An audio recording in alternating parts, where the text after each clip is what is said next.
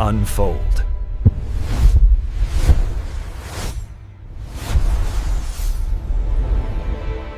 지금 인류 역사상 그 누구도 가보지 못한 길을 걷고 있는 나라가 있습니다. 네, 바로 우리나라 대한민국 이야기인데요. 오늘 이 시간에는 대한민국의 인구 변화, 그 심상치 않은 이야기에 대해 깊이 파고들어 보겠습니다. 자, 시작은요, 딱딱한 숫자가 아니라 하나의 이미지로 해볼까 합니다.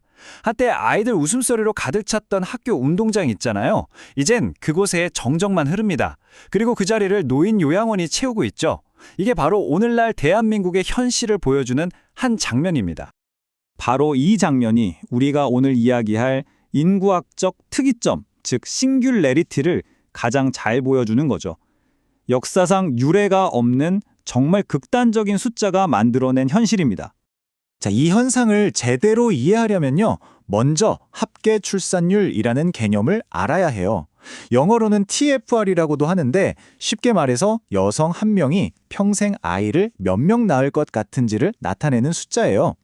그러니까 이 2.1이라는 숫자가 인구가 현상 유지를 하는 뭐랄까 마법의 숫자 같은 겁니다. 그런데 한국은요, 단순히 2.1보다 낮은 수준이 아니에요. 이건 뭐 전쟁이나 큰 전염병이 아니고서는 나올 수가 없다 이렇게 여겨졌던 숫자, 바로 0.6이라는 수치를 향해서 그야말로 곤두박질을 치고 있는 겁니다. 이게 얼마나 심각한 상황이냐면요, 세계적인 인구학자죠, 옥스퍼드 대학의 데이비드 콜먼 교수가 이런 말까지 했어요. 지구상에서 가장 먼저 소멸할 국가가 될 수 있다고요. 정말 섬뜩한 경고죠. 실제로 한국은 2020년에 이미 태어나는 아기보다 사망하는 사람이 더 많아지는 이른바 데드크로스를 처음으로 겪었거든요. 그런데 문제는 그 다음이에요. 보시는 것처럼 그 이후로 인구 감소폭이 해가 갈수록 점점 더 커지고 있다는 겁니다. 그럼 앞으로는 어떻게 될까요? 미래 예측은 솔직히 말해서 정말 충격적입니다. 만약 지금 이 추세가 계속된다면, 그러니까 가장 비관적인 시나리오대로라면 한국 인구가 글쎄요, 지금의 서울 인구보다도 적은 750만 명까지 줄어들 수 있다는 예측이에요. 여기서 우리가 꼭 기억해야 할 게 있어요. 0.6이라는 이 숫자가 그냥 통계청 자료에 있는 숫자 하나가 아니라는 거예요. 이건 말이죠, 국가 시스템 전체를 흔드는 마치 도미노의 첫 번째 조각 같은 겁니다. 자, 그럼 그 도미노가 어떻게 무너지는지 경제부터 한번 볼까요? 이건 마치 똑딱거리는 시한폭탄 같아요.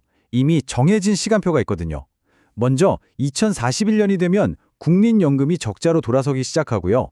결국 2055년에는 완전히 바닥을 드러낼 것으로 보입니다.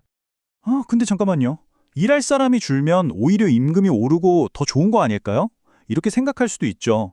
실제로 과거 유럽에서 흑사병이 돌고 나서 그런 현상이 있었거든요. 이걸 흑사병의 역설이라고 부르기도 하는데, 하지만요, 안타깝게도 그건 너무 낙관적인 생각이라는 분석이 많습니다. 왜냐하면 그 임금 상승 효과보다 폭발적으로 늘어나는 노인 인구를 부양하는 비용이 훨씬 더 크기 때문이죠. 결국 밑 빠진 독에 물 붓기가 되는 거예요. 이런 붕괴는 당연히 경제에만 머무르지 않습니다. 우리가 너무나 당연하게 생각했던 사회의 기본 인프라들 있잖아요.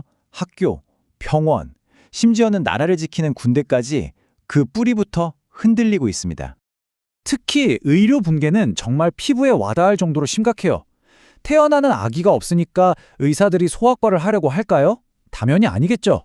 이 숫자를 보세요. 이게 2025년도 소아청소년과 전공의 지원율입니다. 정말 처참한 수준이죠. 자, 그럼 이제 가장 근본적이고 또 가장 어려운 질문을 던져봐야 합니다. 도대체 왜 이렇게 잘 살고 평화로운 나라에서 왜 아이를 낳지 않는 현상이 벌어지고 있는 걸까요? 여러 설명이 있지만 그중에서 가장 설득력 있는 이론 중 하나가 좀 역설적이에요. 바로 생존 본능 때문이라는 건데요. 이게 무슨 말이냐면 한국 사회의 경쟁이 너무나 극심하니까 이 경쟁에서 살아남기 위해서 나도 모르게 본능적으로 번식을 포기하게 된다는 거예요. 자녀를 낳아 기르는 것보다 일단 나 하나의 생존에 집중하게 되는 거죠.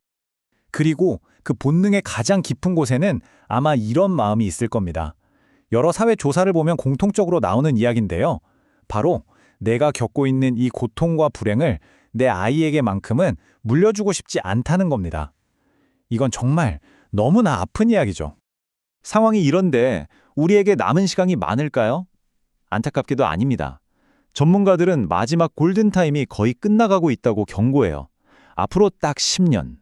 이 시기를 놓치면 이제는 아이를 낳을 수 있는 여성 인구 자체가 너무 줄어들어서 그야말로 되돌리는 게 수학적으로 불가능해진다는 겁니다.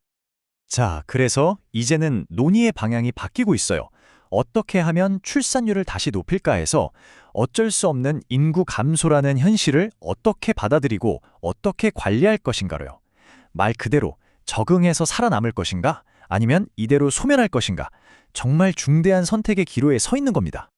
앞에는 두 갈래 길이 놓여 있습니다. 한쪽은 일본의 유바리시처럼 인구 감소를 속수무책으로 방치하다가 결국 도시가 파산하고 사회 전체가 혼란에 빠지는 길이에요.